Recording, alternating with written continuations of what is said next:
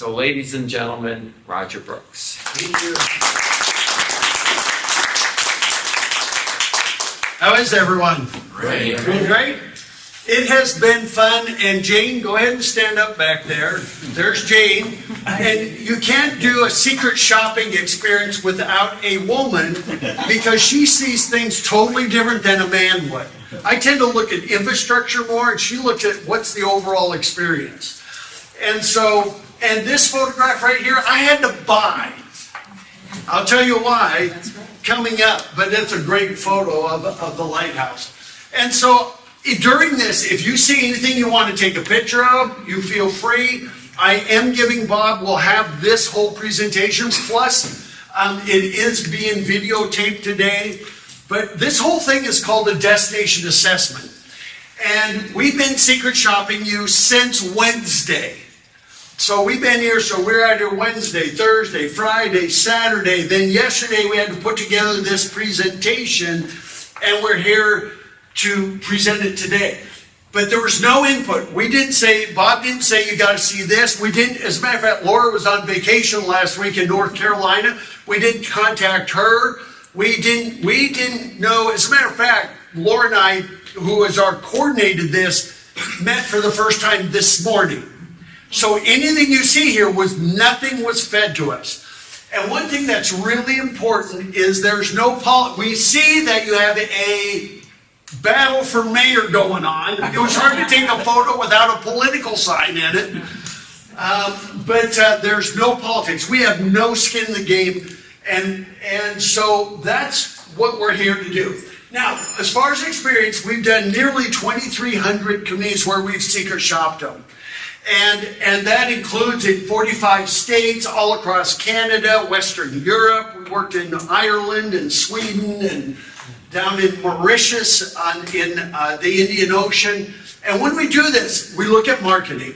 Was it easy to find information about East Providence? Was it effective? Was it good enough to close the sale? How do you stack up compared to like Providence or South County or all of those things, and then all those other places, plus Massachusetts, Connecticut, you name it.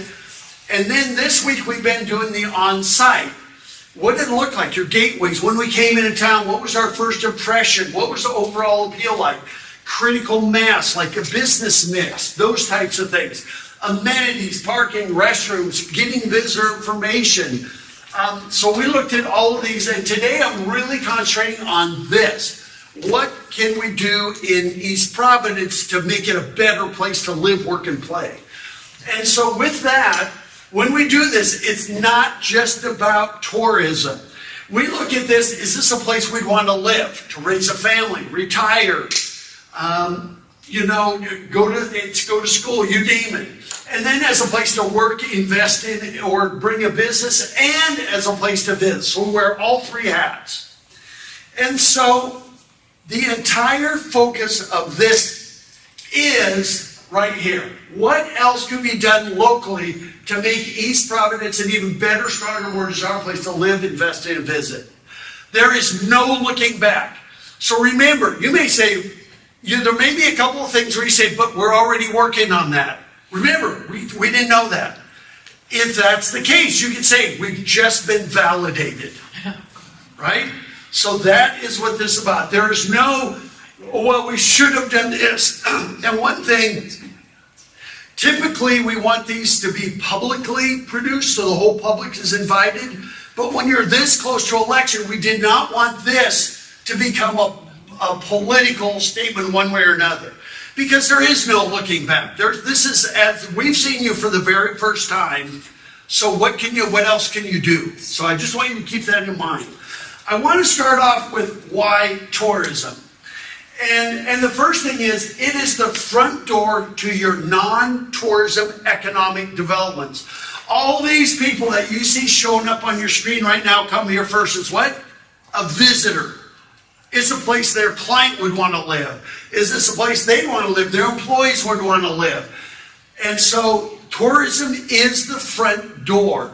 Number two, if heaven forbid you earn money in East Providence and spend it across the water in Providence, like right there, Or over, we noticed the nearest Walmart is over at Seacon. Am I pronouncing that right? Yeah. Okay?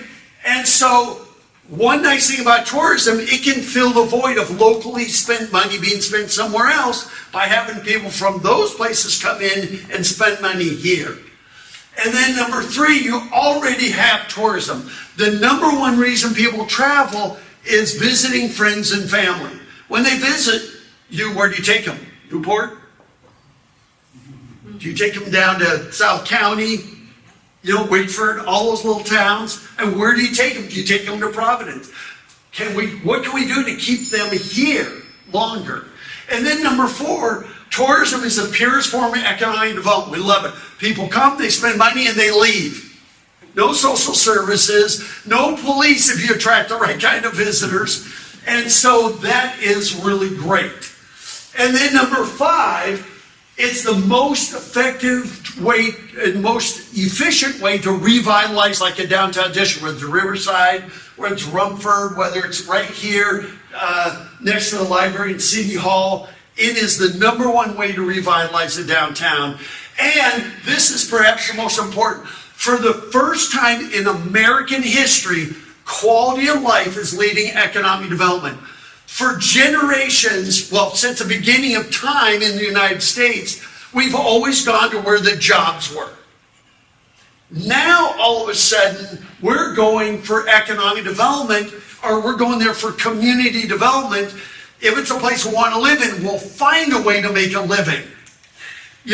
There you go. Jobs are going where the talent is or where the talent wants to be. Matter of fact, Forbes, Bloomberg, a whole bunch of business publications interviewed like 3,500 millennials. If you talk about boomers and even Gen Xers, they will say that jobs was number one on their list of the top 10 priorities, was making a living. With the millennials, jobs is number 9 or 10. All the other 8 are quality of life issues. That has never happened before. And so that's really important. And then number 7, finally, nothing showcases the quality of life at East Providence like tourism. Because we're showing your parks, we're showing your schools, we're showing the library, as you're going to see. And one thing we were really thrilled about is when we went to the city's website, on the very home page, it scrolled through some of your best attractions, like the carousel or like some of your parks. And so that was really excellent. Now, so that's about tourism. Now let me talk about visitors. I am getting to East Providence here in a second. Is one thing you need to know about tourism is the boomers spend the most amount of money. And their peak months are April, May, September, and October. So no more Memorial Day to Labor Day mindset. That went away 20 years ago. By the way, we are here this week. None of your tourism assets were open other than public parks. None. No museums, the carousel, nothing. And yet, this is a peak month for people that are here to spend money and time, and they love history. They love all these things that you have. And so that's something to keep remembering. You need to extend your seasons. And by the way, the average visitor is active 14 hours a day. They only spend 4 to 6 hours a day with the primary activity that drew them, whether they're biking the East Bay Bike Path, or whether they're out hiking, whether they're playing golf, whatever it is they're doing, they spend 4 to 6 hours with the primary activity, and then they'll spend 8 to 10 hours with complementary activities. And the number one complementary activity of visitors in the world is shopping, dining, and entertainment in a pedestrian-friendly setting. Just head down to Wickford or Narragansett. Go down to those areas and you're going to see that's what people are doing. Even though they might be there for the beaches or something else, that's their number one activity. And guess what? That is where 80% of the non-lodging spending takes place. 80%. That is why Disney put Downtown Disney outside each of its parks to get that 80%. And then finally, overnight visitors spend nearly 4 times more than day visitors. And so that's really important. And this is why having a hotel, unfortunately, what's funny? We could not get a room in this hotel. It's that busy. And I'm sure it's because of the hospital and medical professionals. And so, yes, we had to stay in Providence. We wanted to keep the money in Rhode Island. So we went across the water and we learned about 195 really quick. Where rush hour starts at 2 in the afternoon and goes until 9 o'clock at night. So when we're talking about tourism, this is not about making East Providence the next Disney. This is about we'd rather have smaller numbers of people spending time here, eating in your restaurants, shopping in your shops, just out exploring. So one thing we want to make really clear, because you're a bedroom community to Providence, and most bedroom communities don't want tourism. They don't want people on the East Bay bike path that they see as theirs, or down at your parks, all of those things. But we think that we already have tourism. How can we monetize that better with what you already have? And how can we bring in some other people without overrunning the city? And then finally, why Blackstone Valley? And for a couple of reasons, the more you have to offer collectively, the further people come and the longer they will stay. So being part of this area will really help you because they're marketing the whole area. And then you'll be far more effective as one loud voice than a bunch of separate small little voices. This is why every state has a tourism department. And this is why you have Blackstone Valley. And then, so now, we're coming to East Providence. I've been to Providence several times. I had never been across the bridge. Neither one of us. So we had to plan our trip, and we did what most people do. And by the way, 97% of people planning a trip to a new location use the internet as their primary resource. I mean, that just makes sense. Of course, we did the same thing. We just typed in East Providence, Rhode Island, and number one, the city's website showed up right at the top of the list, which was great. But then you see, there it is, and then say, what, and then we did go to Wikipedia. I'll show you that. And because that always will pop up. What is East Providence known for? We had to look at that. And by the way, with Google, which commands 92% of all search engine searches, people these are most asked questions. Is East Providence, Rhode Island a good place to live? I mean, we looked at all of those just like anybody else would. And so, of course, we went to Wikipedia, we looked through it, there was nothing alarming in there.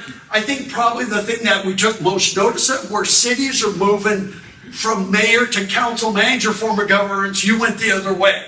That was the one thing I took out of that, and no political statements there, but that surprised us because generally it's the other way around. But other than that, it looked great. I mean, we got to see East Providence Center, Riverside, Rumford, those things came up, so we knew we were going to deal with some districts. And so we did this, and then we looked at the 15 best things to do in East Providence. That, I think, is TripAdvisor up there, the #1 most used travel website, best fun things to do near me in East Providence. And whenever we type in East Providence, of course, Providence shows up. And so it's hard to separate those out. I mean, we can see there the lighthouse, Crescent Park, those items as well. Then we did what a lot of people do. They will go to niche.com. And here it is. You got a B+, which, by the way, is very good. Remember, C is average. Population, home values, average rent, a map of East Providence. And if you scroll down, you can even do listings, ranking 7 of 33. In the state of, number 8 of 33, you're in the top 10 in Rhode Island among all the communities. There's crime and safety, you're way below the national average.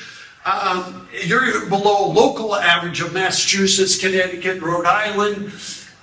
There's your diversity, you got an A-, working in East Providence, a B-. Public schools, look at all the A's up there. We thought that was really cool. So these are all things, just so you know, people are looking at these if they want to live here, or even if they want to open a business here. They will look at this, they will look at reviews. People can even review East Providence. And so We looked at that. We looked at TripAdvisor to make a list of where are we going to eat? What are we going to see? What do you have to offer people? And so here's a list of the restaurants. And we ate at a lot of these, which you'll see. And if we go back to the city's website, I think it's great that the city promotes itself for its recreational assets and historical assets. And by the way, through this presentation, you're going to see these numbers. There's suggestions. There's no recommendations in this. I think it'd be presumptuous for us to come into East Providence and say, you should do this and this and this when we never talked to you even first. So these are suggestions. You may say, ooh, let's do that one. We're already working on that one. Or no way are we going to touch that one. But I'd love to see you do even more to promote East Providence. I always believe that every city website, number one, promote the quality of life. Number one, more than minutes, city business, permitting, and all of that. I think it's a great website. It is mobile friendly, which is great, but I'd love to see you add something like top 5 reasons to call East Providence home. Now, this is just, we made up. We didn't make them up. This is our perceptions. Small town feel with great distinct neighborhoods. It's safe and welcoming. Great schools and investment youth programs seem to be outstanding. Awesome recreational activities. Minutes from the urban amenities. But you have that, when you come over the bridge, when it's not packed with traffic, it's really get this sense of decompression, particularly when you take one of the exits. And so I'm not sure if these are the same 5 you would have, but I think the city needs to promote those. By the way, people always look for top 3, best trails, top 5 trails, best golf courses, you name it. You can also do, top 5 reasons to visit East Providence. And maybe that's the amazing roof carousel at Crescent Park, which we think is probably your number 1 tourism asset, even though it was closed while we were here. Biking or walking the East Bay Bike Path looked fantastic. Incredible American historical sites dating the 1600s, which you're in New England, so there's a lot of that, but some of yours are incredible. Uncrowded, scenic paddling waterways. You have little lakes, reservoirs, of course, the bay. Great cultural depth. You have music, comedy, art, food. It took us a while to find some of these things, but just doing these in the city's website would be great, and maybe even link it over to Blackstone Valley where it talks about East Providence. And when we get into this, we did look at the city's website for points of interest. By the way, it was under community, and we thought it would be really nice if you had actually said for visitors. I'm getting to that in a second. But you did have that, there's the address for John Hunt House, and you have the history. What's missing here is there's nothing that says when or if they're ever open. And that is something you gotta be hopeful. So don't just tell us the history, tell us when we can come and see this, that they'll be open. Another suggestion on the city's website is we have government doing business, which is great, pay or apply. I would actually, and like these, here's this one, for the lighthouse, which is really cool. By the way, we wrote down that address to take us to the lighthouse. Yeah. And so we'll talk about that. But on your menu bar, I would always do living here, doing business, visiting, and then government. I do visit because we had to go to community and then dig down. But I would actually have a menu bar item that said visiting there. That would have the same kind of information, but with more detail.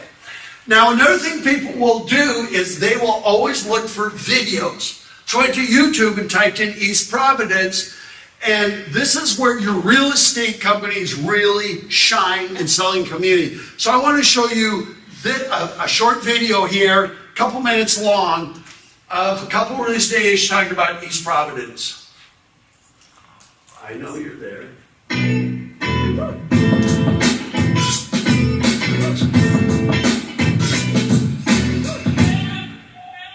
What's up, guys? Albert here, Realtor with Home Smart Professionals, team leader at High Homes. Today I got Serena Gendron. New hair. That's amazing. That's really cool. We're talking about living in East Providence. Before we get into the video, subscribe to our channel.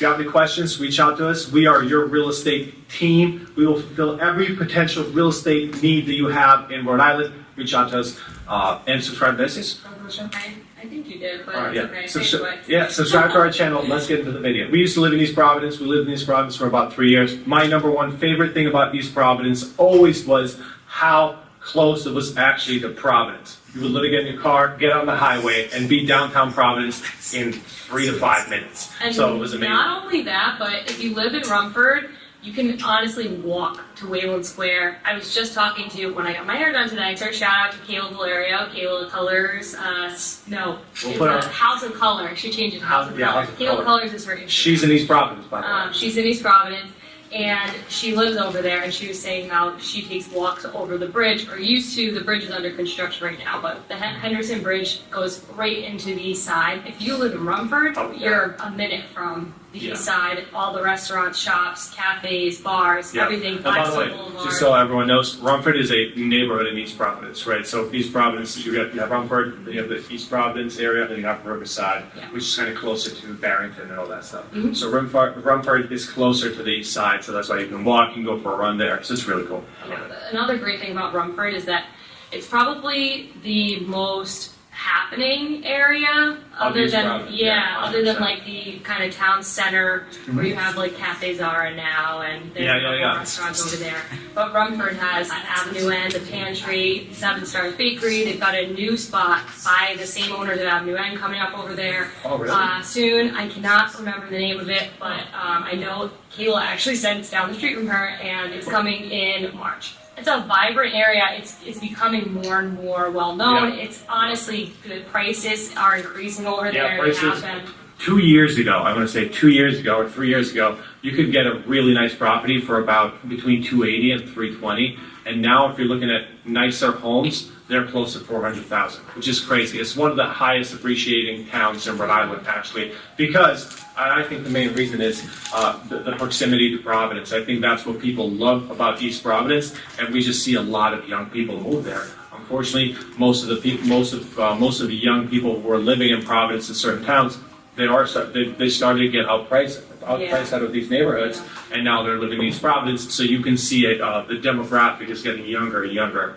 in East Providence. Another thing that I like about East Providence, when you drive in certain blocks and neighborhoods, you can see the crowd of ownership. Everybody loves their properties. They take care of their properties. It's a clean city. It's great. And it's not only the proximity to Providence that's great about East Providence, but it's the proximity to the East Bay. Because you can be in Barrington, Warren, Bristol in a very short amount of time. It's one of my favorite things about the area. You've also got some cool spots over there. You got the Comedy Connection. You have Bold Point Park where there are concerts during the summertime. I go to Reggae Fest almost every year. I think there's a lot going on there, and I think there's a lot more happening. I know Yeah. condos are being developed by the water now. Oh yeah. So just a cool place. Yeah, and then you also have the East Bay bike path that goes through Providence and Riverside, and yeah, that's the other. But again, the main thing is location. Yeah. It really is, because it's not only close to Providence, but also to Barrington and Bristol and Warren, right? So you can literally, like in the summer, getting on the bike path, you can go for a run, get on the bike. You could stop in Barrington, you could stop in Warren, you could stop in Bristol, come back. If you're not drunk by then, you already stopped there. And then you come home to your quiet town. It's a great spot. It is. It's Honestly. quiet. Yeah, it's Yeah. quiet. It's Yeah, a good absolutely. place to All live. right, well, let's wrap this up. This is the video. Serena, new hair, new me. Subscribe to our channel. If you guys have any questions, you know where to find us. We're out. But just so you know, that is what people look for when they're coming. And I think they did a good job. I don't know how accurate they were, but I think they do a good job. This is a drone video that I'm guessing we see might have done. Not positive.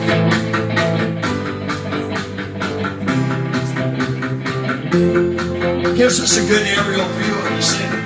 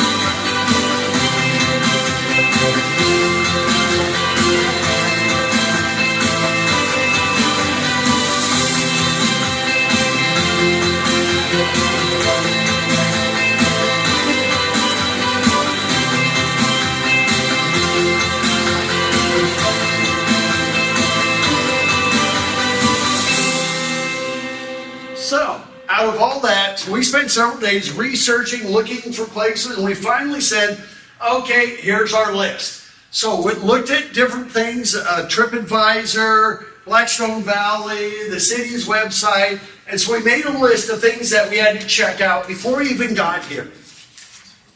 And so this is them. Now, there may be some things that are not on here, and if they're not on here, it's maybe because we didn't find them or didn't know about them.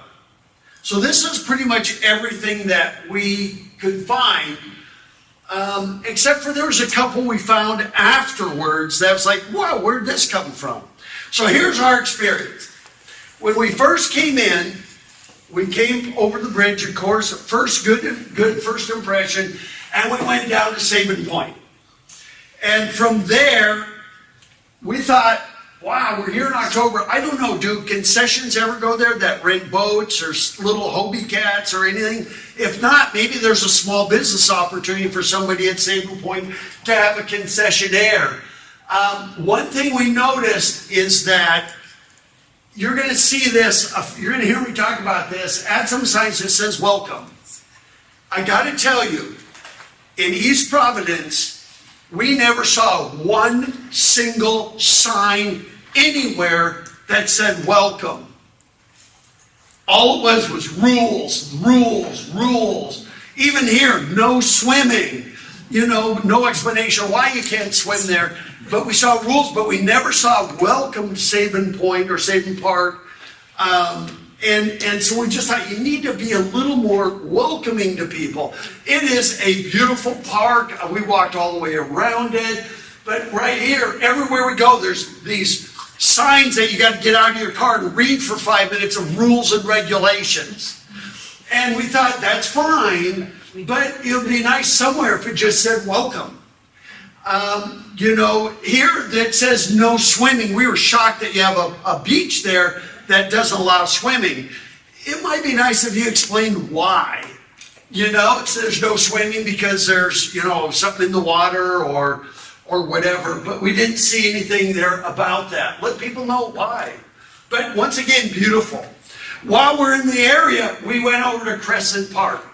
And while we're there, you know, before you even get out of your car, you're greeted with a bunch of no loitering. You're greeted with this. No loitering, park is closed, 9 p.m., 9 a.m. And we actually have to put section 313-2 to really rub it in. And it's like, really? Do you really need to do that?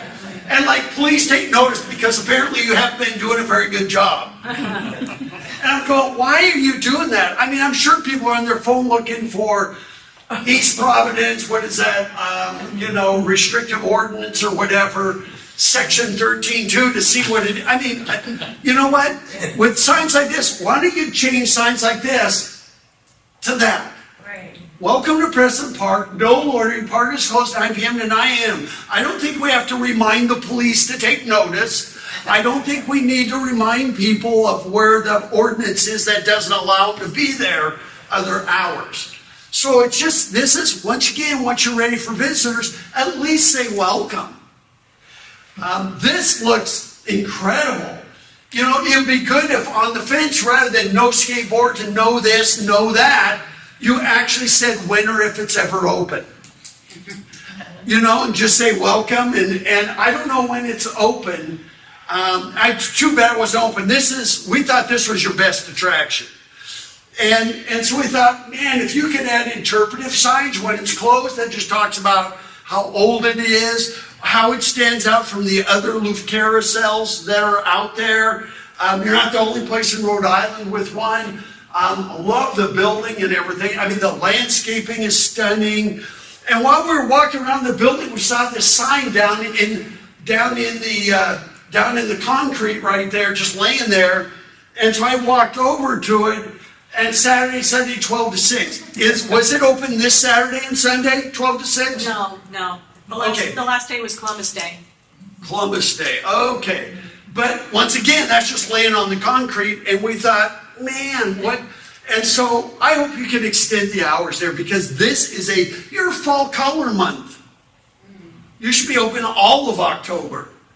And so anyway, we did see that there, and I just went, well, I wonder if that's supposed to be on the fence. I don't know if they just forgot to put it away, things like that. And then the other thing, you're going to hear me, I'm going to sound like a broken record, invite us back. When does all this open? Does it open? And hopefully it's before Memorial Day. When does it open? Usually right at Easter weekend. Easter weekend. So whether it's in March or April. Right. But even if you just said, open for the season Easter weekend through Columbus Day, invite us back. Because right now, we don't know whether this is all permanently closed. It never opened. There's no information, no signage, and we couldn't find it on the city's website either, operating hours or seasons. So these are things you could fix for $20, or $100 for a nice sign. And by the way, we're not even sure what takes place here. I think they're food vendors. I'm not sure if there's anything else. We can see like clam chowder and stuff on those. And so it looks great. Across the street, we have this. Now, do you host any events over here? Yes, When? all summer. Yep. Put up a reader board that says, come back, visit us in 2023 for summer events. And you put concerts every week or invite us back. And by the way, this is good for your locals and their visitors, not people that live in other cities. However, if people are coming over from Providence, I don't know if anything ever takes place here.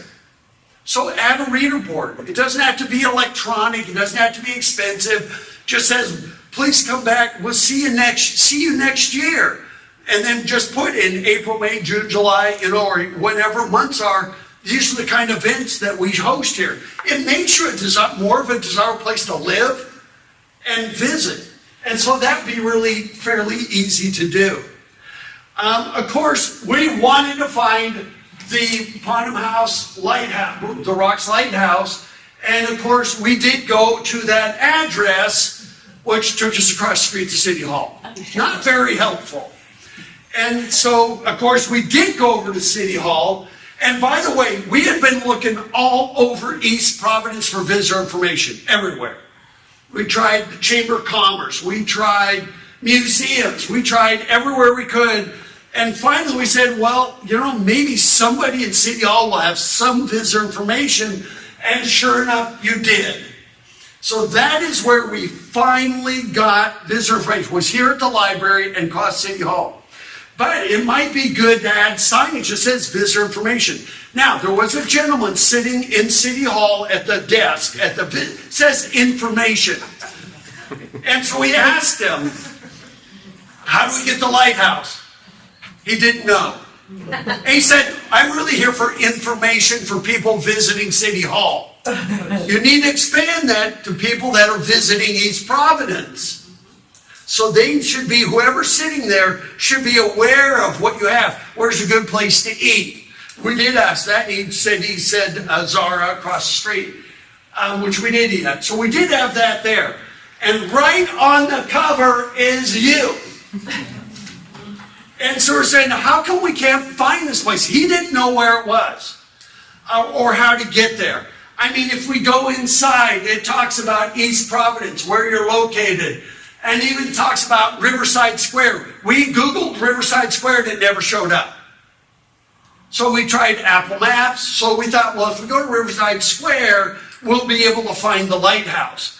But if we did Riverside, it would take us down to Riverside, like the Pizza House and down there. But once again, it's right there and we're trying to find it. We do see lots of information here about John Hunt House. We saw, over here, some of the parks, concerts at Bold Point. So we kept going, man, it looks like there's a lot to do here. Now we have to find it. While we were in City Hall, so we didn't get that. And this is really well done. However, even in it, they're promoting a region. You still need to provide the details about when things are open, where they're located, things like that. We did also get this East Providence pocket guide, and we thought it would be a pocket guide, but it's really a transit map. And it doesn't have any detailed roads. It doesn't tell you how to get to the lighthouse. It does have on the backside a list of things, but what it has is transit routes. So this for us, we just set it aside. We also got a bigger transit map, but it didn't really help us out either. And then, by the way, the official map was interesting. We finally went up to Pawtucket to the Blackstone Visitor Center to get information on East Providence that had more specific. And one thing that was interesting, when we went up there, we went into the Visitor Center and we said, could we even get a Rhode Island map? And the lady there said, our state hasn't printed these since 2018 or 2019.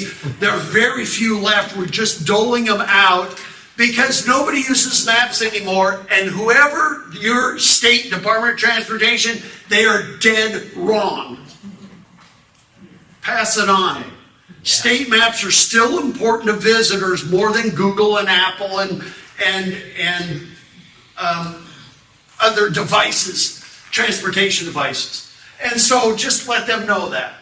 And then, we saw photos like this and we're desperately trying to find it. So when we go here, come explore the scenic outdoors, click to find this is Blackstone Valley. And once again, we need more details. So trying to find it. We used the Apple Maps and it said turn down Industrial Avenue, which is right there. We switched over to Google Maps, same thing. So here is how you get to the lighthouse. We couldn't find any place that knew. So we actually went over to Borealis Coffee Company. And I hate to say this, the gal that Jane talked to said, lighthouse? I don't know where it is. And they said, by the way, you're in Rhode Island, there's lighthouses everywhere. I'm going, no! And so, because we thought so we went to a Dunkin' Donuts. The person behind the counter says, yeah, I know where it is, but I can't tell you how to get there. But a customer at Dunkin' Donuts says, well, if you go to Borealis and you walk down one way of the path 1,000 feet, you'll see the lighthouse. Well, we didn't know which way, north or south. There's no signage anywhere on the pathway that tells you where anything is. So that's another missing element. So this is kind of what we did for 2 or 3 hours. We said, okay, let's see this. This is good. There it is. So we went down here, went down there, went down that dead end street, went down the next dead end street, went down here. Pulled in here, tried to go there. No, that didn't work out very well. We tried to do all this stuff. Next thing you know, we're back at Saving Point. And so we finally found the best view of the lighthouse, and it didn't smell very nice because there it is. No information, no directions, so it should be on the city's website. By the way, if you want to see the light, and somebody somewhere said they do boat tours out there. We never could find any information about that. So part of your number one challenge is, how do we find what you have without getting frustrated? And I don't know, even on East Bay Bike Path, how far, we don't have bikes with us. How far do we have to walk? How far, where, and which way do we go? Because at that point in Riverside, the trail's away from the water. We know somewhere it goes down to the water, but we're not sure whether that's the north or the south way. And by the way, that is how we found Riverside Square. So it's not in Google or Apple Maps, which by the way, you could correct pretty easily. but then it's Riverside Square building, so that's how we found it when we're looking for the lighthouse. So that brings me to one of 4 initiatives I have for you as a city. You should do a wayfinding system for both vehicles and trails. And here's why you should do it. It will improve the visitor experience because we never did find the lighthouse or how to get to it. And there was other ones like that. Visitors were learn what you have. I got to tell you something that was really interesting. We were working in Newport. Went into a little shop and asked the gal, what is there to do around here besides look at the big, beautiful cliffside homes? She goes, well, you know, I'm new here, but I see a sign every day when I come to work that says, such and such ferry to, I can't remember, in Fort Adams State Park. So there's a ferry that goes out to Fort Adams State Park. And she knew about that, but the only way she as a local knew about it is because she went by that sign every day to catch the ferry out to that island. And so you educate your locals. Well, yeah. Now remember about navigation systems. We use navigation systems to find things we know exist. So I can say, Siri, take me to the Louvre Carousel in East Providence, because I know it exists. Well, what about all the stuff we don't know that exists? The only way we know you even have them is on wayfinding signage. So navigation systems are not a substitute. It will increase visitor spending. It will keep them here longer. If you can get visitors in town for 2 hours, spending doubles. Because you're going to be close to breakfast, lunch, dinner, and they're going to double.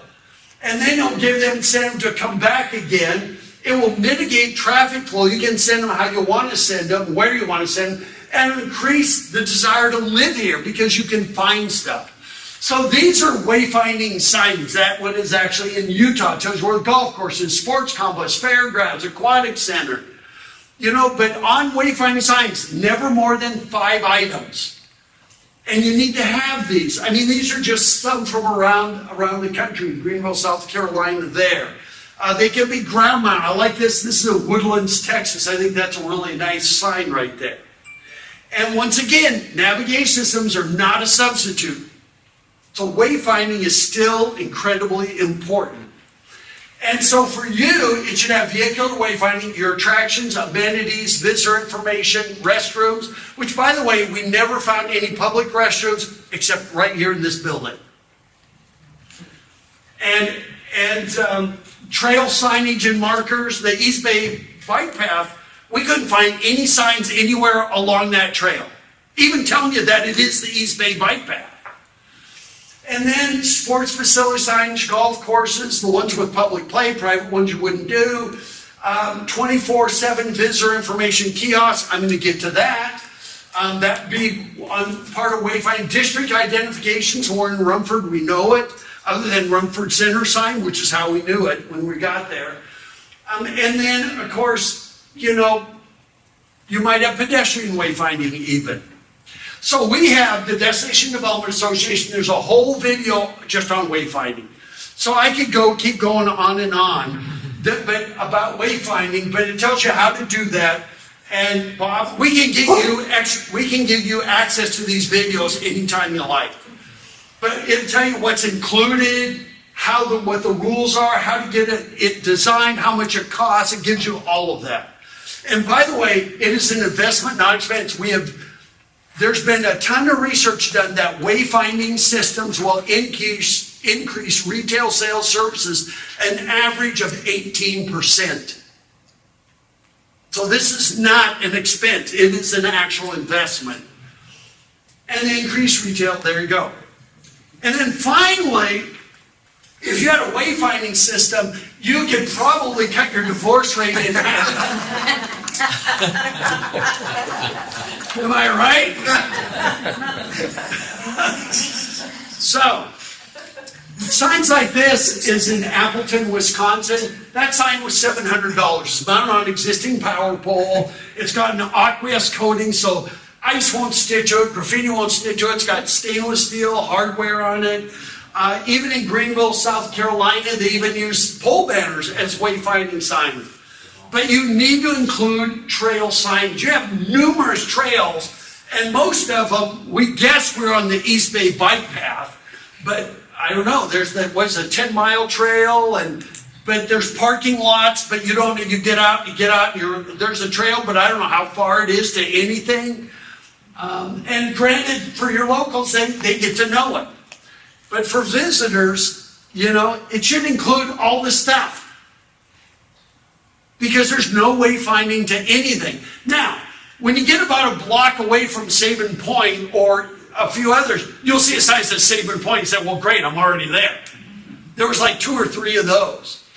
And so these are things that all need, you could do. Rumford could be pole banners like you have downtown here, Riverside maybe. Any hospital. So it's not just tourism, it's your other community assets are wayfinding. So that's number one. We hope the city does a wayfinding system. I think it's really important for you. For you, it doesn't have to be overly expensive. You got, Memorial Parkway. You've got, it's pretty well defined what's where. Once you get off and get off the freeways, and so that part's easy. The second thing would be to have visitor information somewhere where we can find it. So, for instance, we're looking for the I'm trying to think of the museum.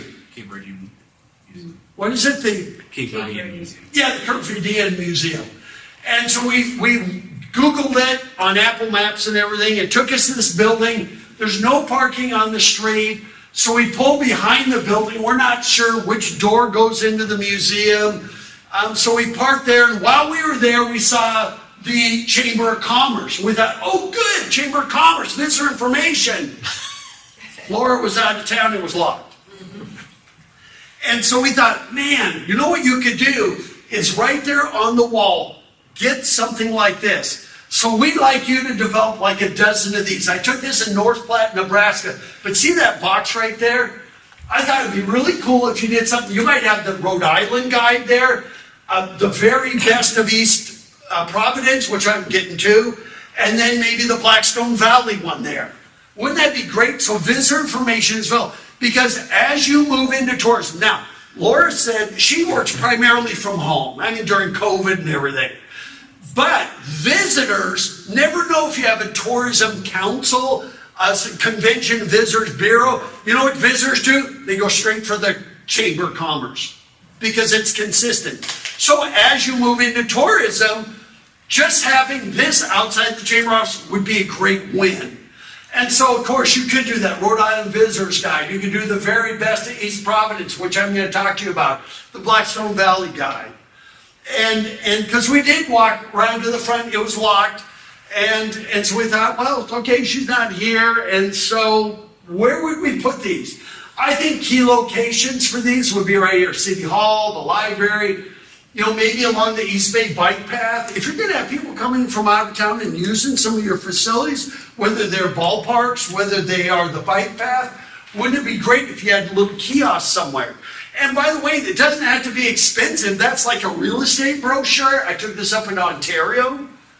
It's like $3 or $4. You can go down south. Here's Charlestown.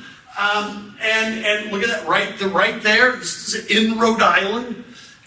Go to Wickford. They've got them like right there in the map, right there. And so these are all down in South County. Almost every single one has brochure distribution. So it doesn't have to be expensive. But we also believe you should have a couple of these. This is my favorite one in the country. This is in Cape May, New Jersey. By the way, it says, welcome friends, old and new, linger here a day or two. Oh. and by the way, it's really cool. But stay off the grass. What's that? But stay off the grass. Yeah, stay off the grass. You're right about that. That's in Washington Square there. But, even something like this in Newport. This one is actually staffed, but it wouldn't have to be staffed. You could even have it where it has a door and you walk in, it's got brochures on the inside. And so you need to get visitor information out there more. And so, by the way, then we walked over to the Cape Verdean Museum, and of course there's a sign on the window that says we moved. And so it's no longer even in East Providence. It's in Pawtucket. And so, but we went, claim your Google listing, because on their Google listing, it still says it's at that address. It only, and by the way, this is a message for all your businesses. Claim your Google listing, it's free. You know, claim it so you can put your hours and your days, but it still had it there, need to do it. We even went to their website. This is the actual museum website, and it looks fantastic. We scroll down on the website, it still has the address that it's no longer at. So you at least change your website, you know? And then, by the way, on the website, it shows that building, go, where the heck is that?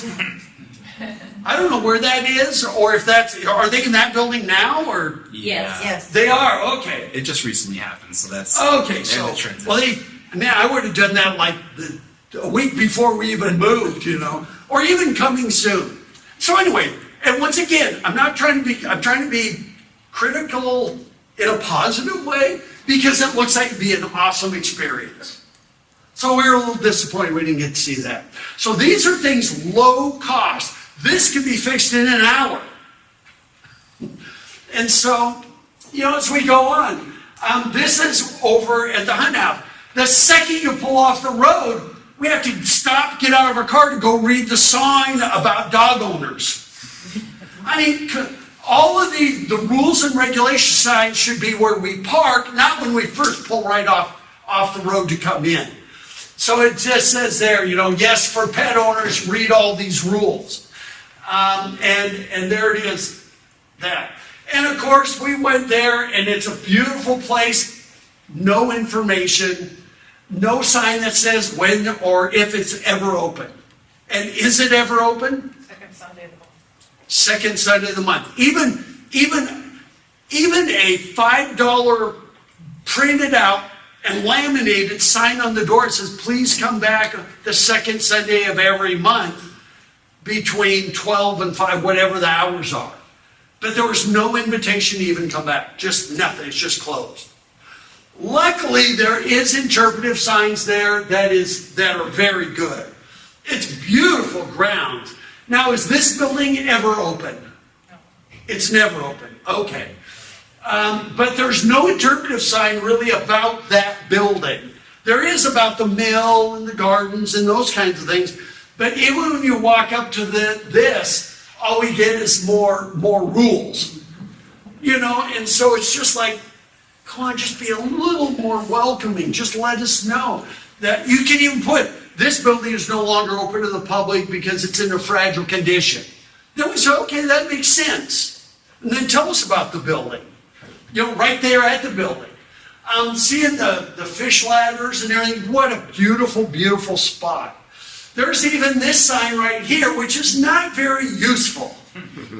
So either take it down or add something. It should, like I would probably put on there, if you go beyond this fence, please watch your step. Because you could fall, you know, do something, but use words like please and welcome. Or just take it down if it obviously doesn't mean anything. We did walk around the grounds. We went out and back, and it talks about Hunt's Mills. The garden it looks like it's actually being used, but there was no information about the garden today and why it's being used today. You can say this garden's been used since the 1650s or whenever.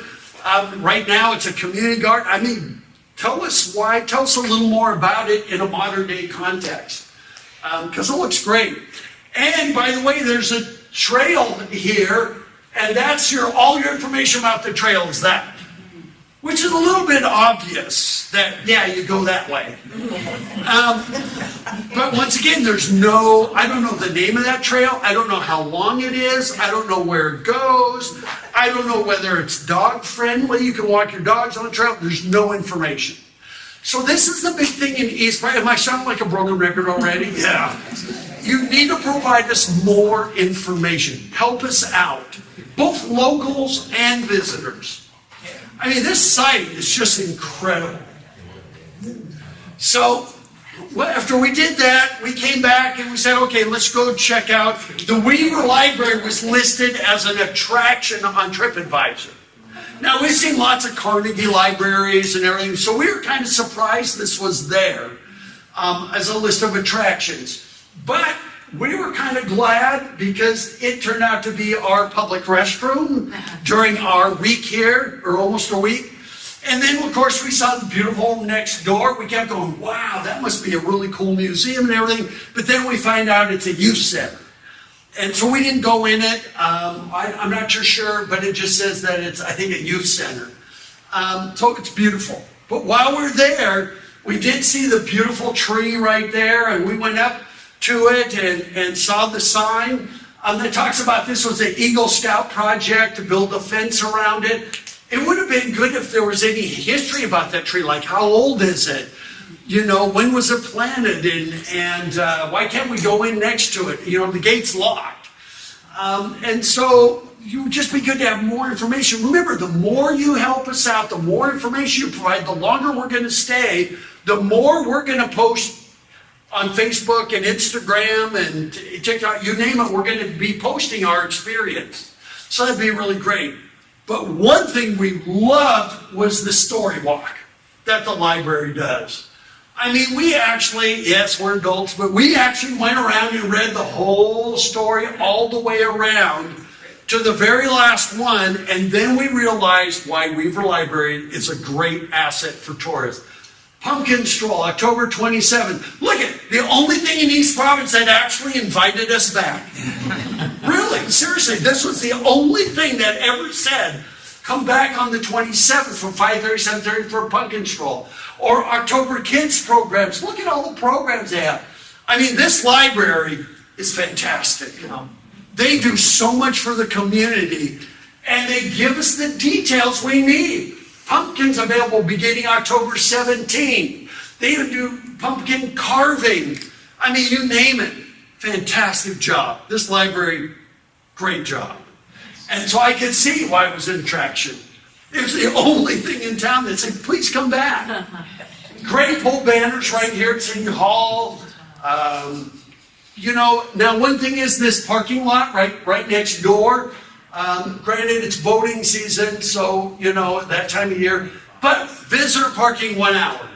Now, I'm sure this was put up because this is visitor parking to City Hall. But you need to make it visitor parking for visitors too. And with visitors, we need at least 2 hours. So if we come here and want to eat at Cafe Zara across the street, there's 1 hour. And we don't want to be doing this, wondering if we're going to get a ticket because we exceeded 1 hour. Now, I know you do have some street parking that's 2 hours, but it's parallel parking. How many of you really like parallel parking? You really like that? Okay, do you have cars that park themselves? See what I mean? And so this would always be our choice. So it'd be nice if that was 2 hours, realizing that now we're open for more than just visitors. City Hall, we're open to visitors. And we did walk around downtown, saw the statue, saw all of these things, beautiful homes everywhere. I mean, our first impressions for East Providence were absolutely fantastic. We love Cafe Zara, did actually the best curb appeal we saw in the entire city. I mean, just doing that curb appeal means so much.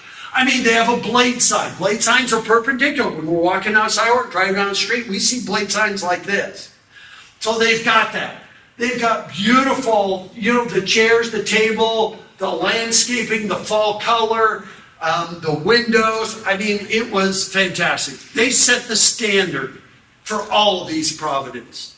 And that brings us to our third initiative. So we've got wayfinding, visitor information kiosk.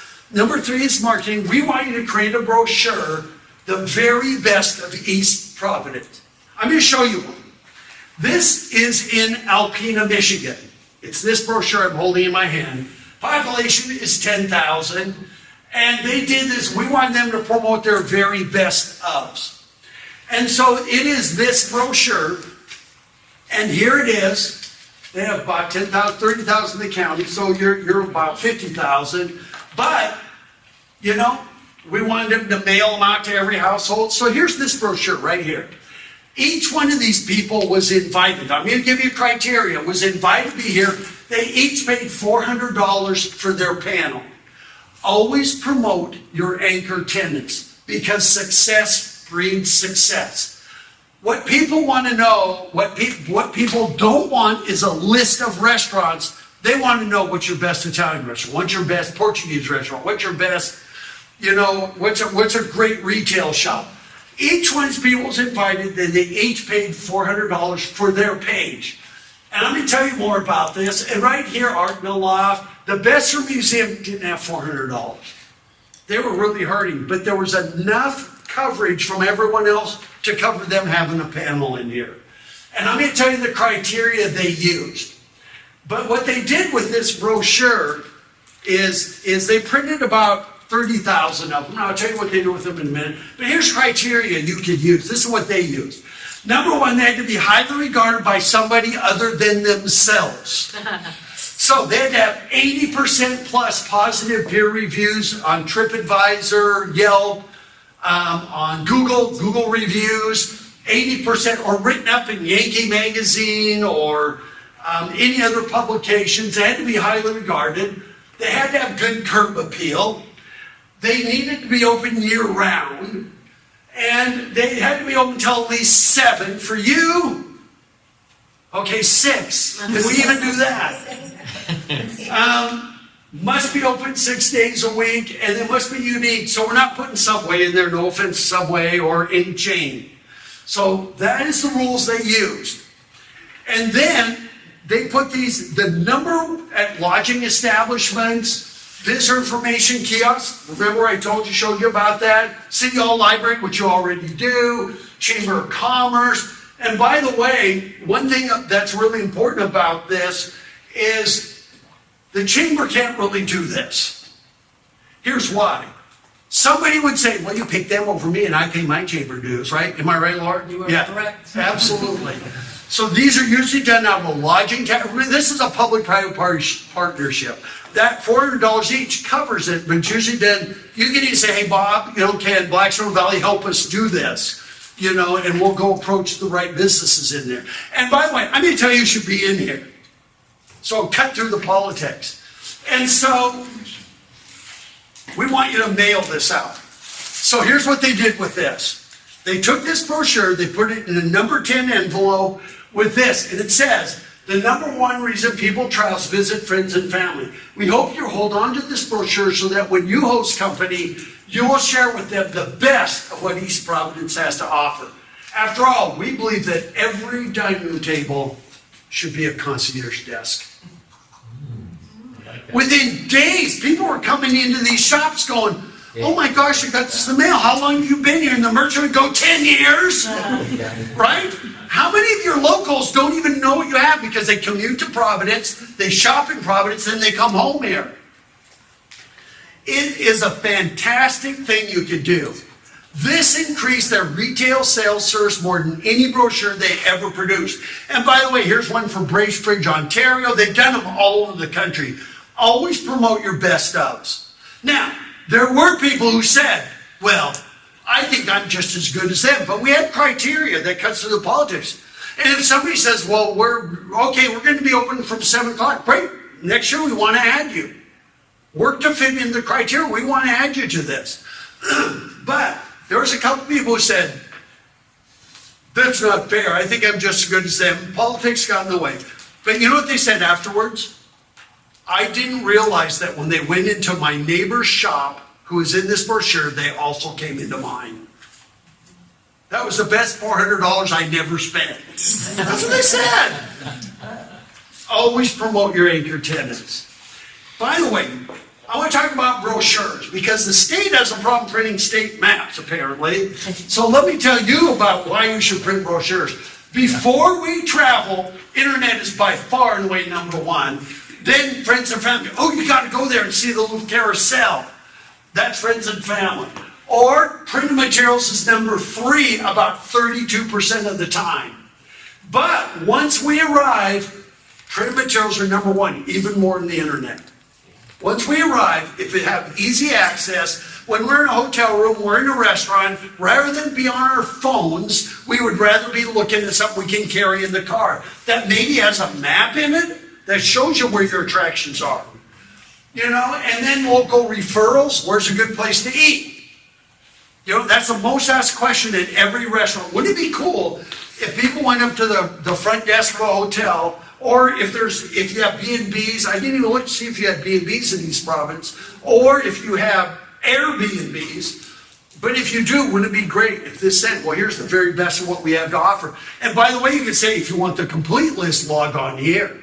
And it would list all the restaurants, all the retail shops. No lodging is in this. It's restaurants, activities, and retail shops.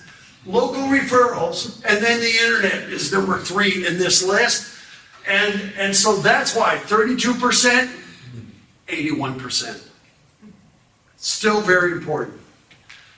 So far in this brochure, I would absolutely have Sabin Point Park.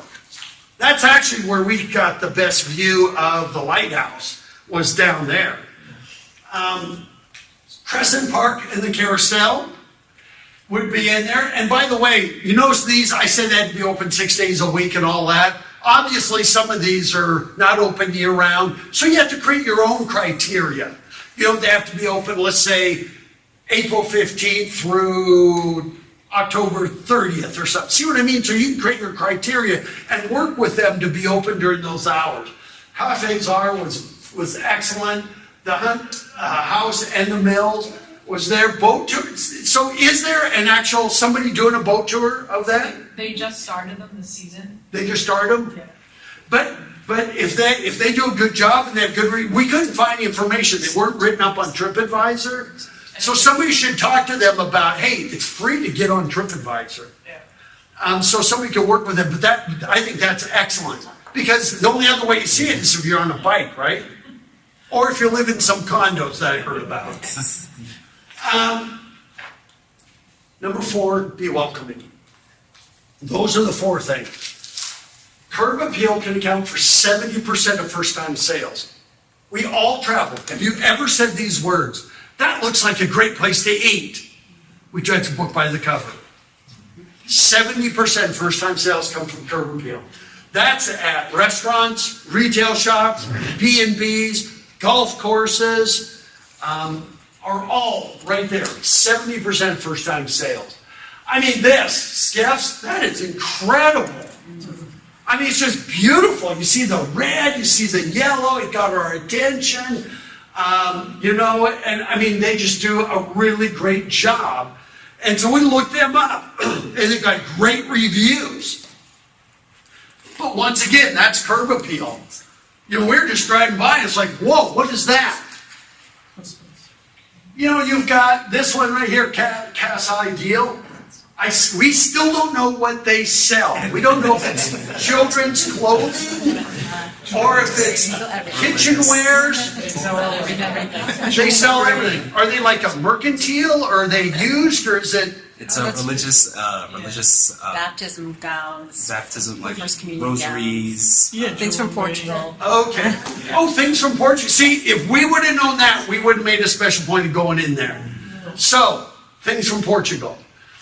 But Casa Ideal doesn't tell us anything about what they sell. We can see the window. It'll look like children's clothing and some gift ideas or something, but we didn't really know. So we didn't go in. We didn't know. It didn't look like there was anything for visitors. But now that you say that, there is, and we should have. And maybe it should be on the best of list. Had no idea. So you should always put on there. You can put Portuguese, or you can put, even if you just put gifts, clothing, you know, I would always put those on the sign. Always put on the sign what pulls in. And then on the door you can say Casa Ideal. So, make sense? They did a good job. That has incredible window displays. Yeah. Now, this one here, we went to their website and it was really just about,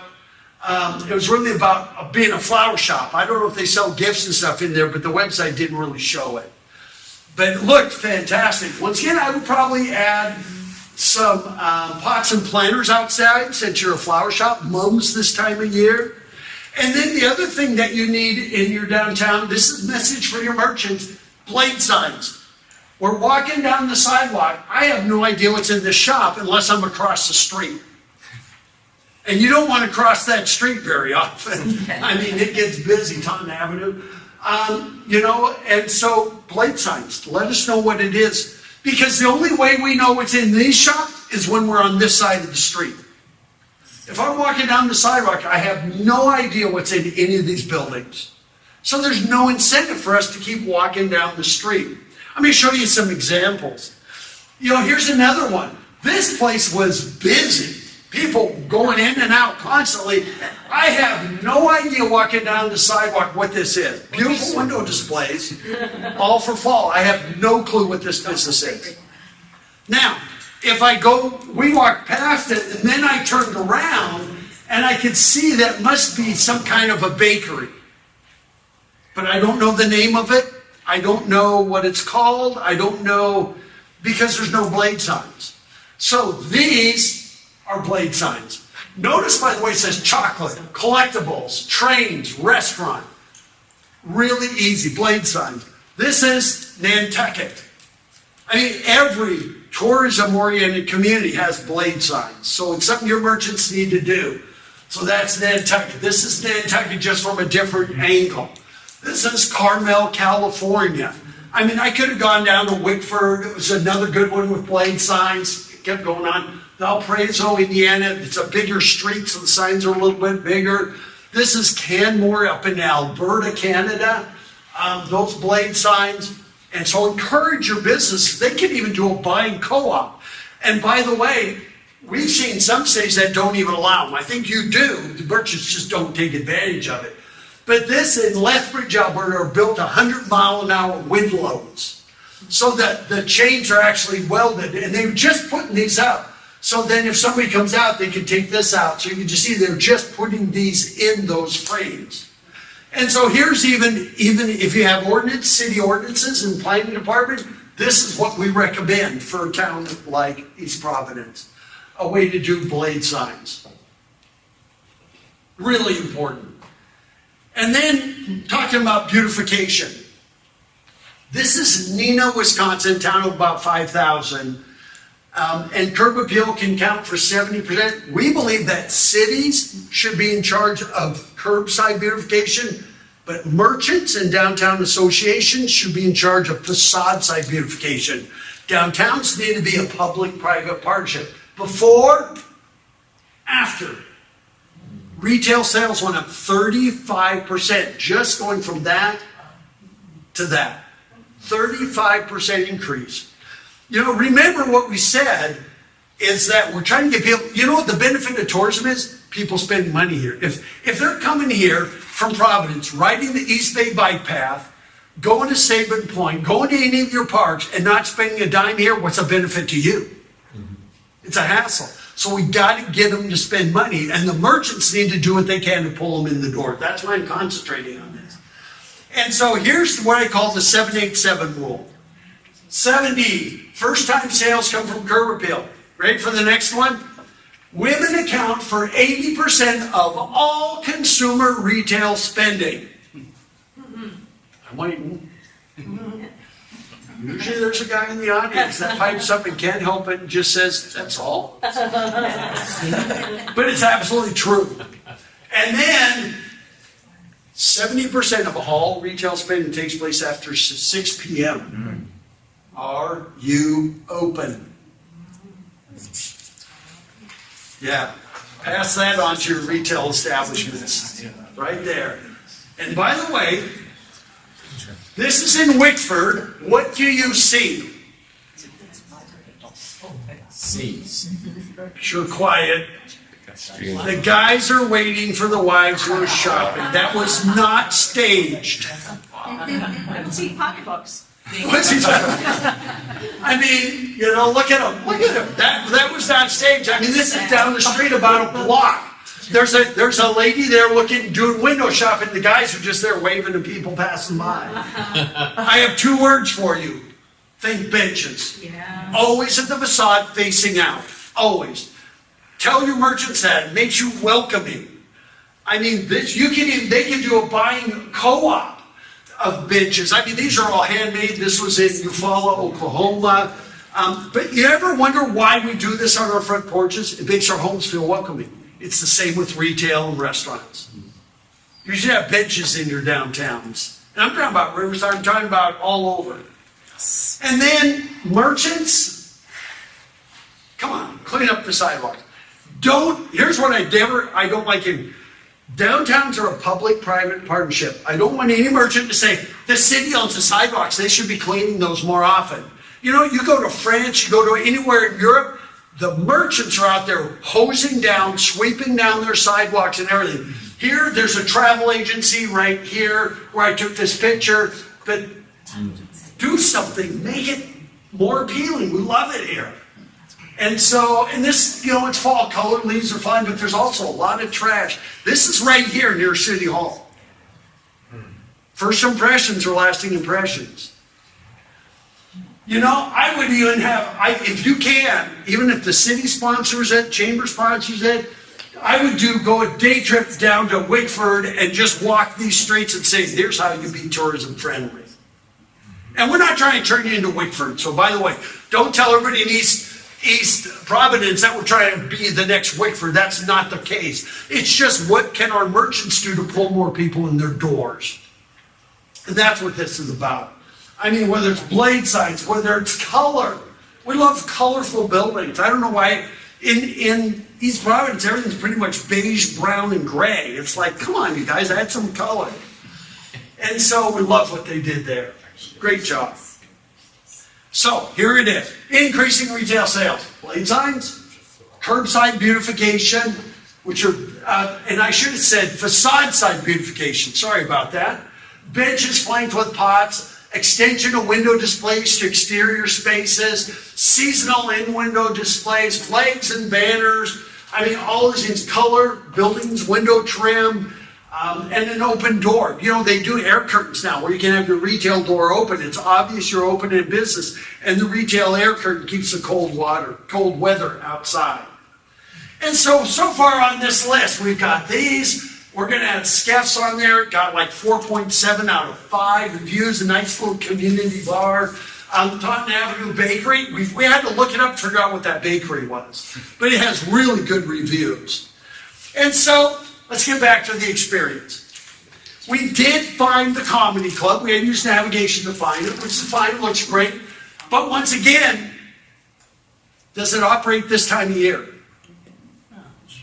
Does? Yeah. It'd be good if they had a reader board that says coming soon, invite us back. This is what your businesses and your historical attractions have a terrible time doing, is inviting anybody back. Then we walked down the waterfront, checked it all out. Displays like this need some paint. You can see all the paint's peeling on it, and there's moss growing over this. I don't know who's in charge, or maybe you could get volunteer, maybe get a high school group to go out there and start cleaning all these signs all over East Providence, because that's got some good information. It's hard to read when it's covered with algae and when the paint is falling off of it. Remember, it's a reflection on you as a city. Okay, most of them were in pretty good shape, but that one was pretty rough. We did find this little waterfront park. We had to drive through a mud puddle that was about this deep to pull in there. Probably could use some gravel there, just to make it easier to get in there. And then we did find the yacht club. This one here, we were really challenged with, because it was like, oh my God. Oh my God. I mean, boat owners only. All guests must be accompanied by boat owners at all times. No exception. You know, no work done in the marina without our approval. Warning, I don't even know what that's about. And then policy on this, policy on that, policy on that. And then you go, I mean, no smoking. You know, if you bring your own, you're going home. No muscle shirts. I mean, I'm going, ah! This is the one yacht club I would avoid at all costs. If you bring your own, you're going home. I mean, really? I counted like 20 rules and regulations, not one single thing ever said, welcome to such and such East Providence Yacht Club. Nothing. And we read that they're actually open to the public. Yeah. I mean, if I was a public, I wouldn't set foot in there, you know. I'd be going, am I dressed okay? I mean, what is proper? I'm surprised they didn't have the dress code listed here. T-shirts and shorts. You know, I mean, it's just, we were just shocked. And so, because it looks like it'd be a great waterfront, having a drink out there, it looks like it'd be fantastic, but it was the worst of the worst in terms of I mean, you could do say, by the way, welcome to our club, here's a set of rules, you have to have proper dress, which means no muscle shirts, no jeans, no shorts, whatever it is, and then say, by the way, if you're working on a boat and marina, you need to get permit. You could do a list of rules, but sit there and just bombard people just says, whoa. And while we were there, we actually saw a wayfinding sign to Bull Point Park. Otherwise, we would have never found it. Now, the wayfinding signs your wayfinding signs are about always a block away from the attraction. And so we did pull up here. We have no idea what this is. Is this Bull Point Park? It is. It is. There's all it says is thank you to our sponsors. And I don't know whether those sponsors there is because of this little park next door, or if they're there because of sponsors for whatever takes place in there. And once again, you know, we had beautiful, thank you by the way for the beautiful weather we've had all week. But you know, that water's probably been there. I don't know when the last time it rained. It hasn't rained since we've been here. And, but the mud puddles are pretty deep. And so we had no idea, no signs, no information. This is, I mean, you guys have seen a common message. A beautiful little park right here that you can walk through. I thought it was very nice. I take it, are there any events going to happen there next year? Or even this fall or winter? Season's over. Season's over. But wouldn't it be great, once again, if you had a reader board that says, by the way, welcome back summer of 2023, we do concerts, do anything to invite people back. Because all we see is a bunch of abandoned containers. I mean, no information whatsoever. So we finally found Memorial Parkway, which sounded like a beautiful drive, and it is a beautiful drive. We did find this, now we assume this is the East Bay Bike Path. It is, okay. No signs. Yeah, parking lots, but it doesn't even say all-day parking, it's just there. So we did step out of the car, we did come here, we thought, man, I don't know if you're going north, if you're going south, what's there. There was really no trail maps, nothing. And I know it goes all the way down to Bristol. And I'm not sure how far the other way it goes and everything, but there's no information, it's just there. And it looked like something that we thought, well, maybe we should walk some of it, but I'm not sure what goes where. There's no map that says you are here, so we know which way. That's why we didn't see the lighthouse, because we didn't know where the best place to hop on the trail would be, because we're walking. You know, and so, but obviously it would be a comedy connection I put on there, great reviews, and the bike path. We'd add to this list. I mean, this is some cool reasons why we should come here to visit you or to even live here.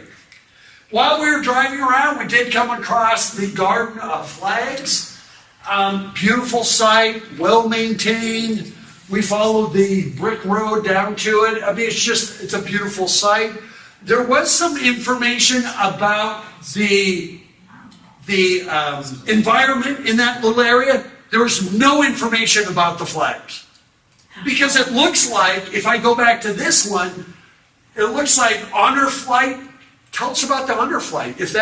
When was that? Who died there? Or when did that take place? There's no information. All there was the flag pavilion. And so it would be nice to have some additional information about that. While we were out and about, we went by this academy. We said, wow, that looks really, really nice.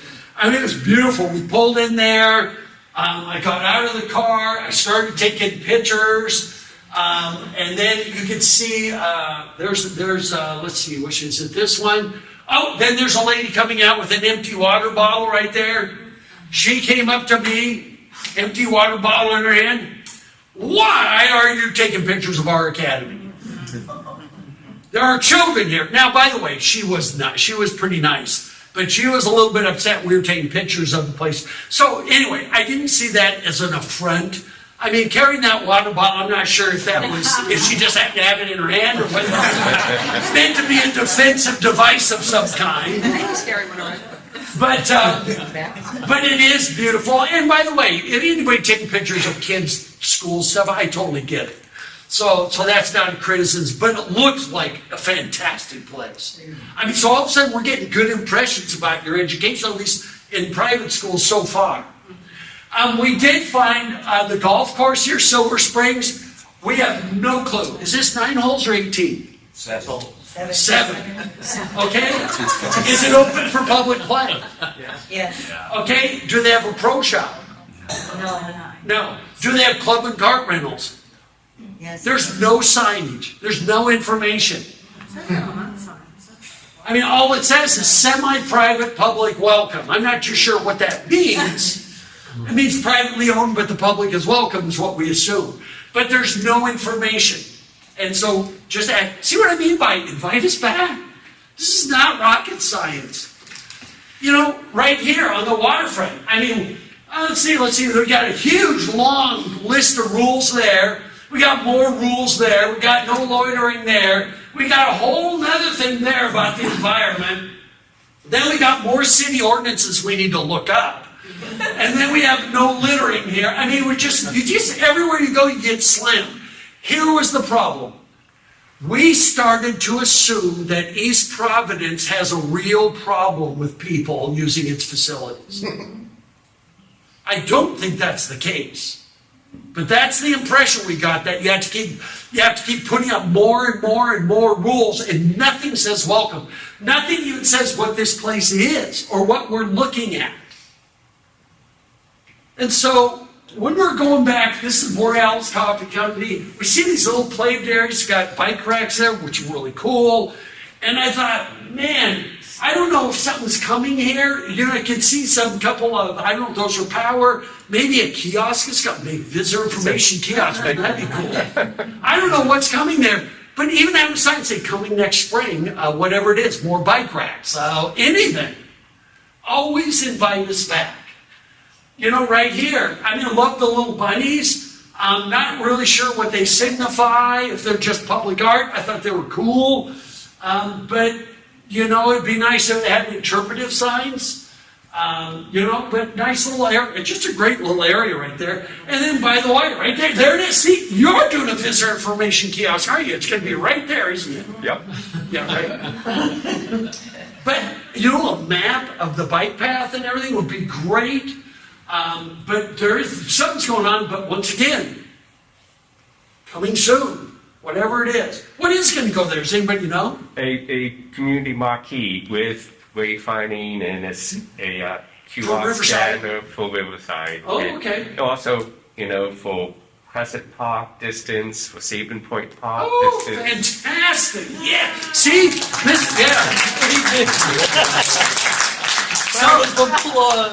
So when you see us, you see here, we didn't know that. You've just been more than validated, right?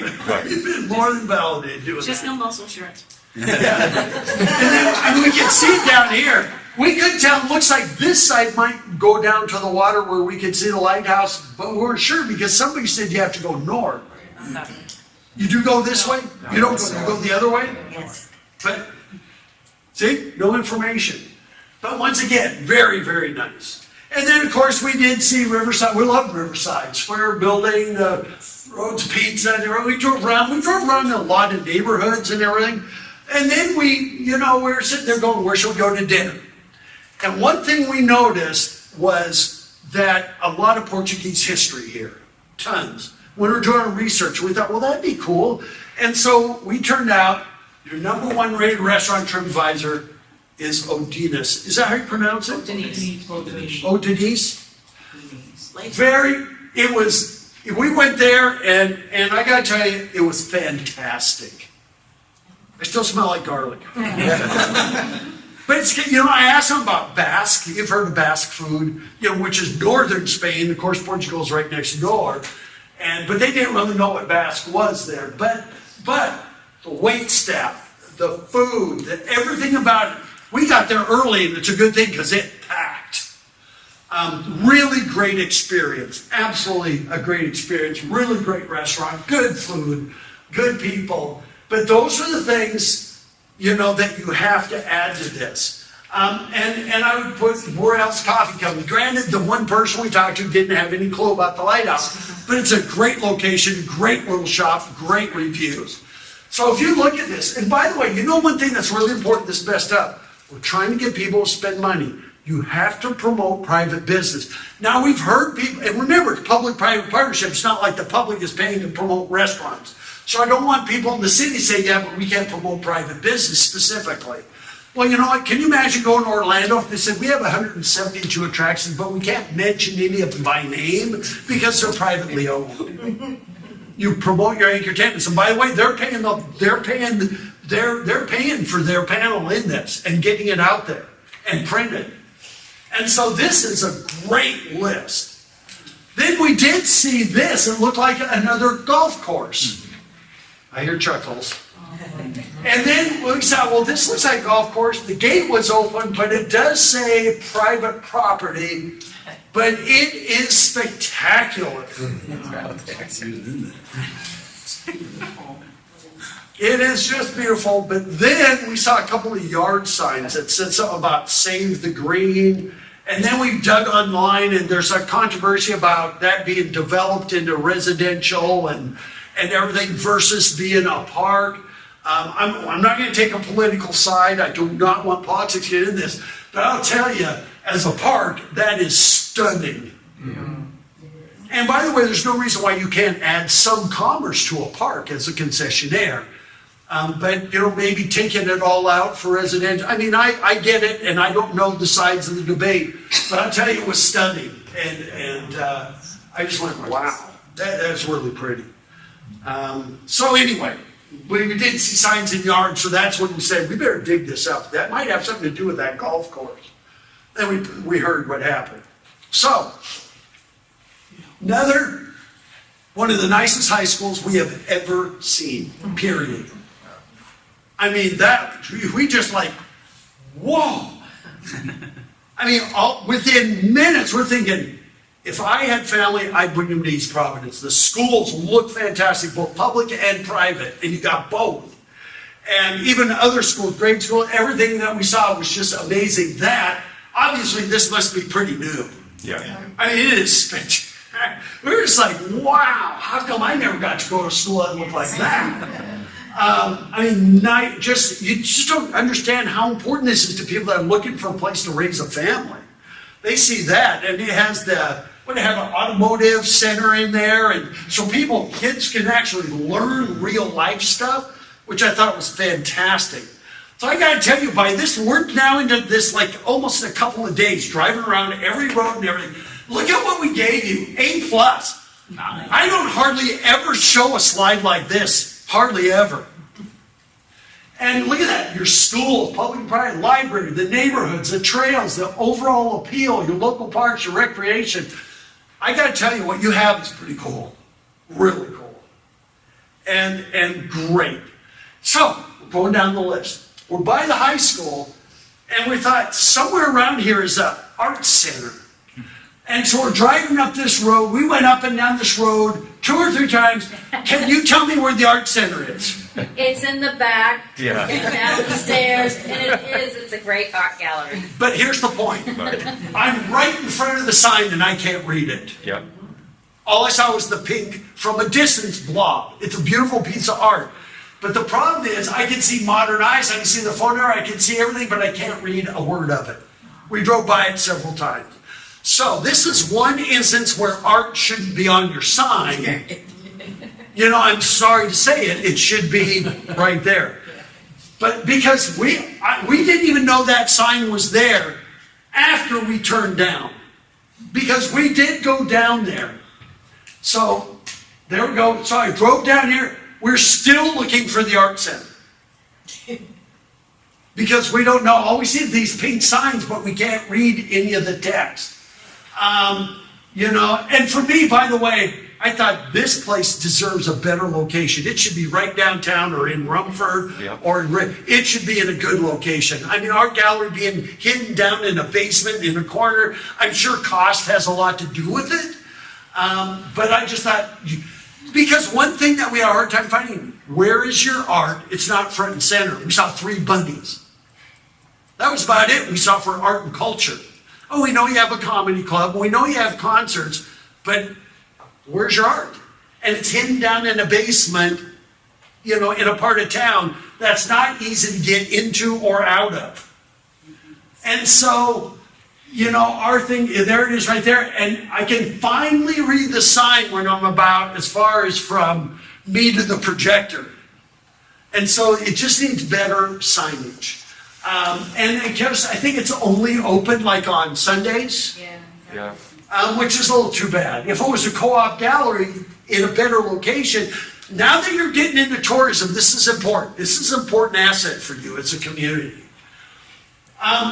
We did go up to Rumford, the center. We knew we were in Rumford because of that sign. Because there's no real pole banners or anything.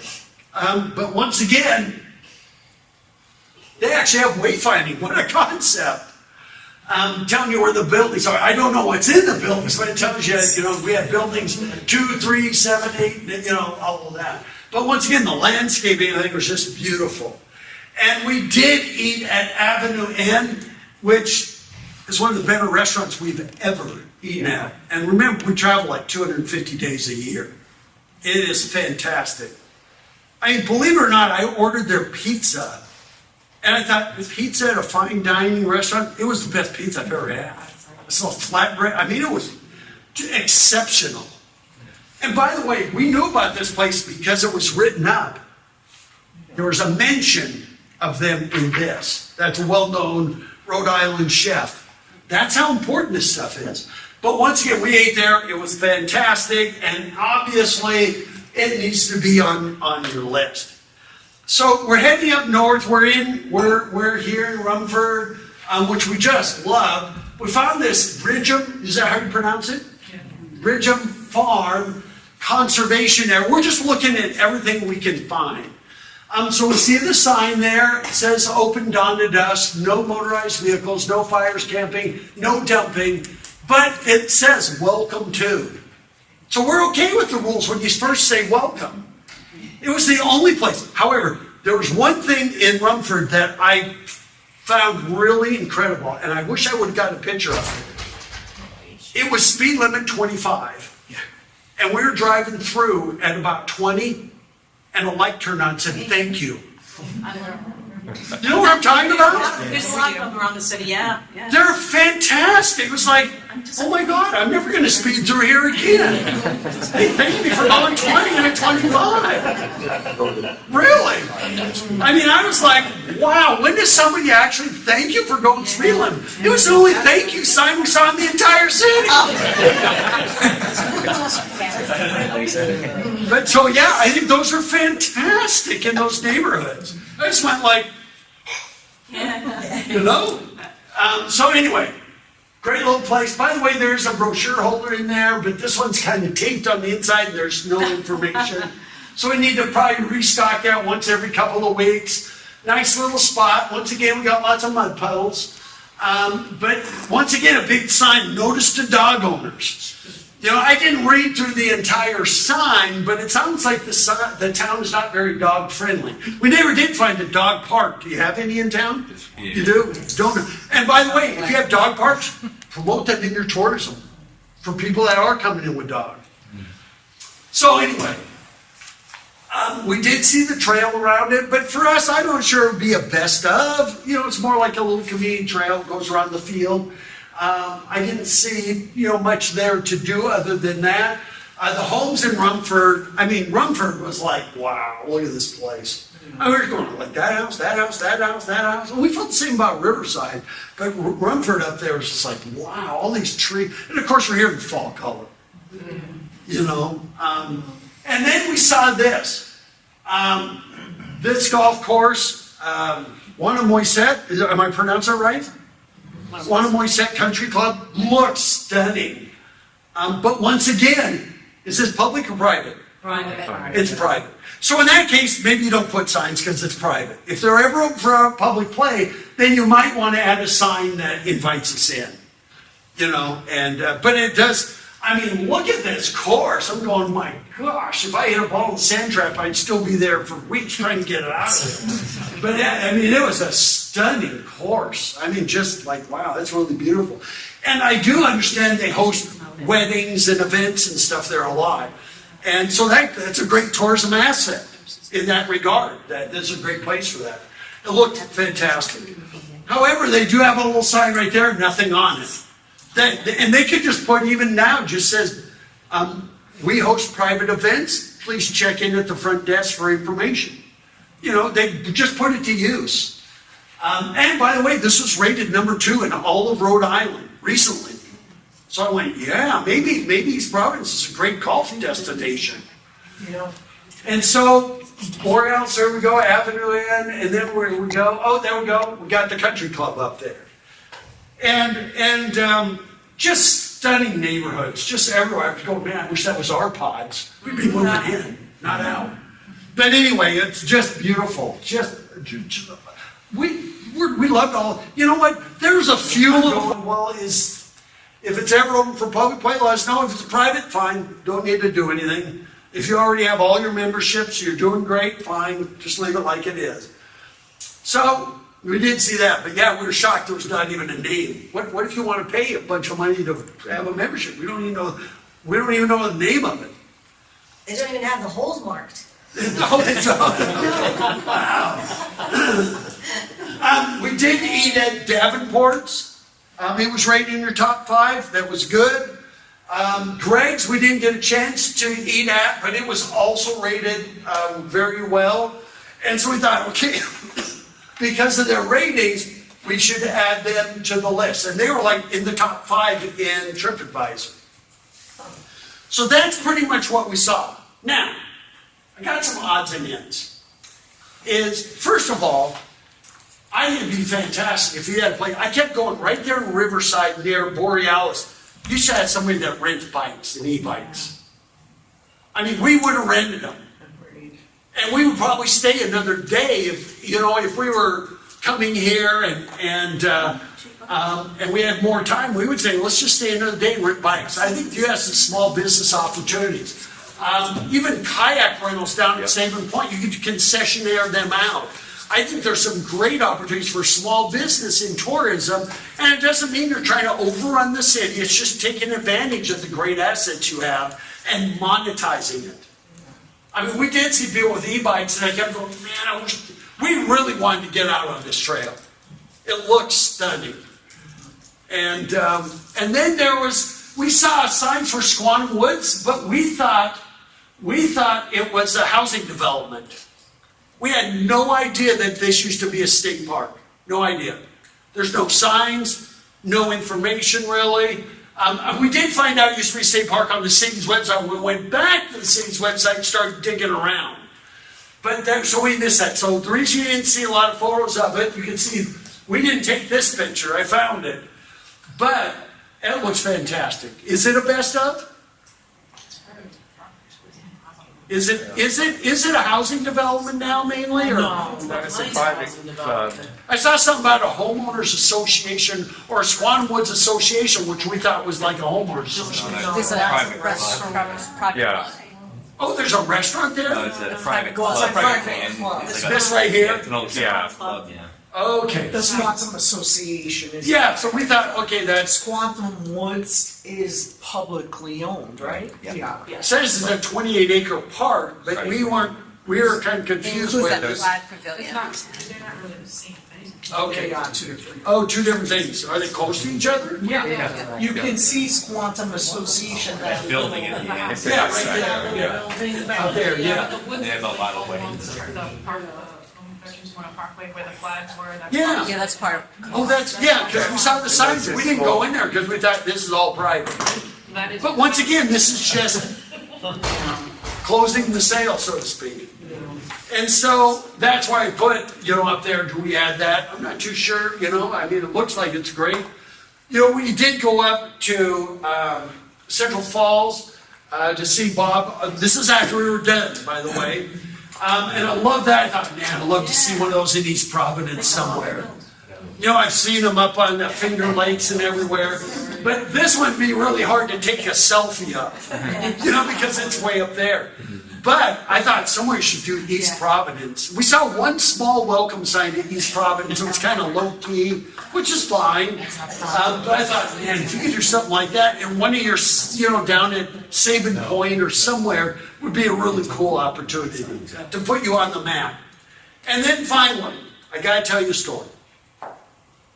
Several years ago, we were working in Massachusetts, and we went over to Plymouth Plantation, where it is fantastic. It was one of the best experiences we've ever even done.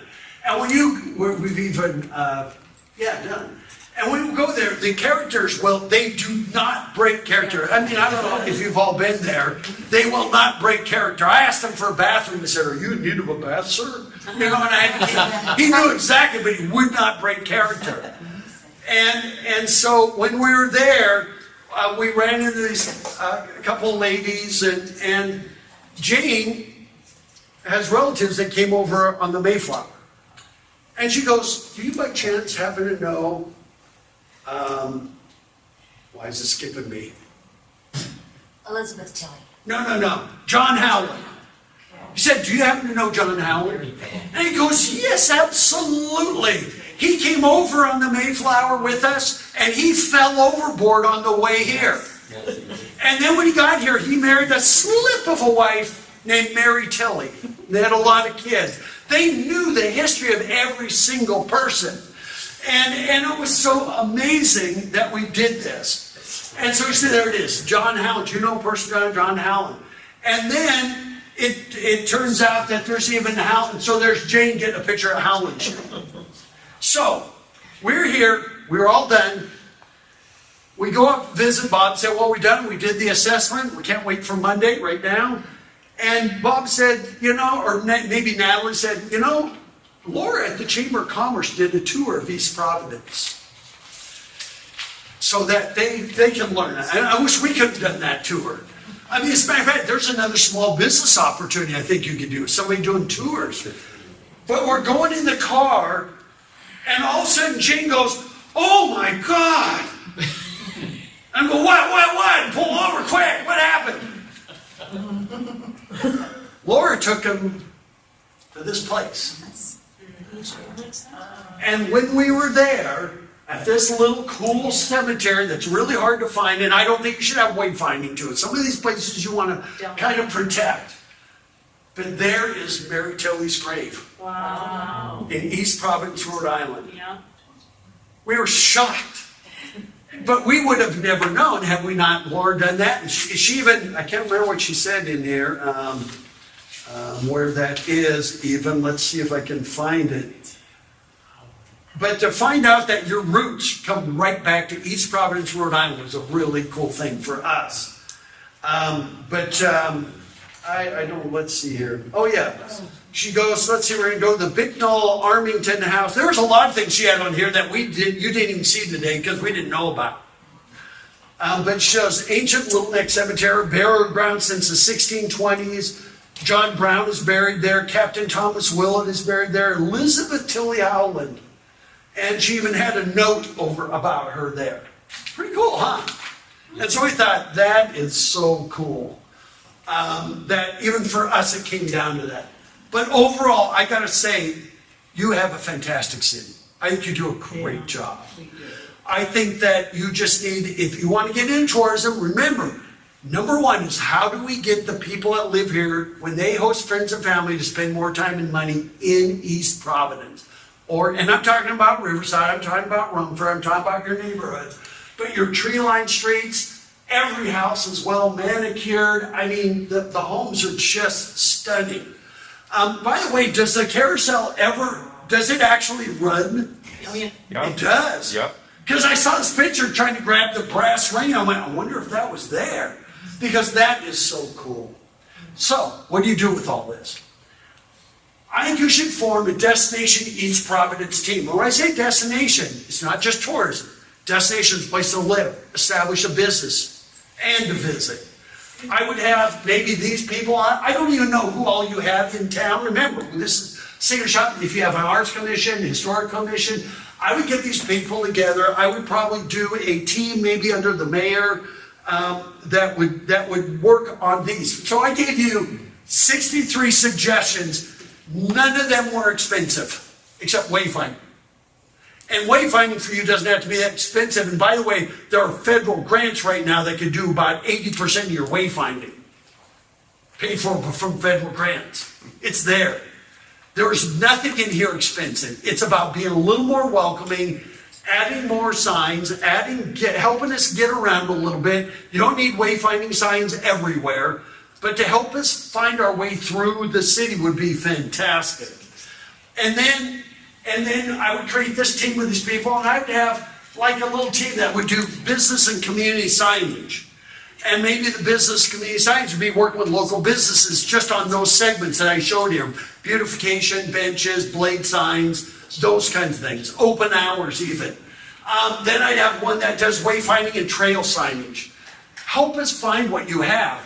By the way, we ended up driving a lot of miles trying to find stuff because we didn't know where anything was. And you know what? If you have wayfinding, you have less people on the roads because they're at the attractions. They got there easily, and now we're spending time there. And then business beautification could be separate if we're talking about like Main Streets. And then marketing, the best of brochure, maybe put together a team that would do that. I pretty much gave you the list. We're probably missing a couple restaurants. I would probably add Ideal, the Portuguese retail store. I had no idea what it was. And so you might have those, and then historical attractions. One thing I would really urge you to do, and this is a problem you have in the entire Blackstone Valley. Your historical attractions, we don't know when or if they're ever open. And we understand the volunteers, that these are people that are volunteering their time and they're not available 7 days a week from 12 to 5 or whatever. But it would be nice if you had some common days and hours so that we can come here on a Saturday or Sunday and know that we can go from historical site to historical site and all be open that day. Would be great. Because I think you got amazing people here. I mean, everybody we met was friendly. It was friendly in a noticeable way, different than even in just Providence, 3 miles away. I mean, it was significant. And so, that's my last slide. There you go.